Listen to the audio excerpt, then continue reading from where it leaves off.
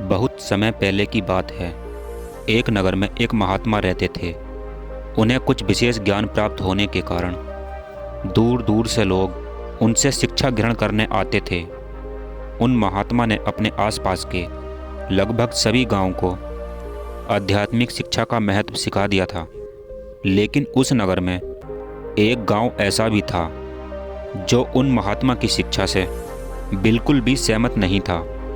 उस गांव के सभी लोग महात्मा एवं उनके शिष्यों को मूर्खों की भांति देखते थे और जो भी कोई व्यक्ति महात्मा से ज्ञान प्राप्त करने के लिए जाता तो उस गांव के सभी लोग उसका उपहास उड़ाते।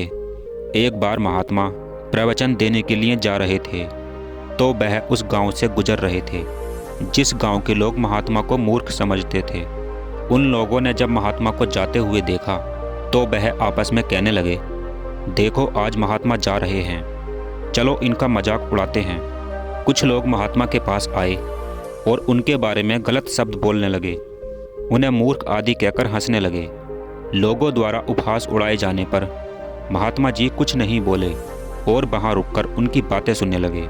थोड़ी देर बाद वह लोग शांत हो गए तो फिर महात्मा जी ने उन लोगों से कहा, अगर तुम्हारी बात समाप्त हो गई हो तो मैं यहाँ से जाऊँ, मुझे अभी काफ़ी दूर जाना है।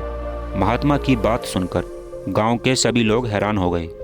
वह महात्मा जी से कहने लगे, हमने आपका इतना अपमान किया, आपको इतने गलत शब्द बोले, लेकिन आपको हमारी बातों का कोई प्रभाव नहीं पड़ा, आप थोड़ा बहुत भी दुखी नहीं हुए। तो महात्मा ने उनसे कहा, मुझे मेरे अपमान से दुख नहीं होता है और अगर कोई मेरा स्वागत करे तो मुझे उसका सुख भी नहीं होता है। तो इसलिए मैं वही करूँगा जो मैंने पिछले गांव में किया था। उनमें से एक व्यक्ति ने महात्मा जी से पूछा, आपने पिछले गांव में ऐसा क्या किया था, कृपया हमें भी बताइए। तो महात्मा ने कहा, अभी जब मैं पिछले गांव से आ रहा था तो उस गांव के लोग फल फूल मिठाइयाँ लेकर आए, लेकिन मैंने उनसे कहा कि मेरा पेट भरा हुआ है, मैं ये नहीं ले सकता, कृपया आप मुझे माफ़ करें, और मैंने उनके फल वापस लौटा दिए।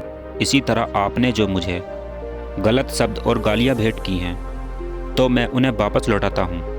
महात्मा के मुख से यह बात सुनकर उन लोगों को यह एहसास होने लगा कि सच में यह एक ज्ञानी महात्मा है।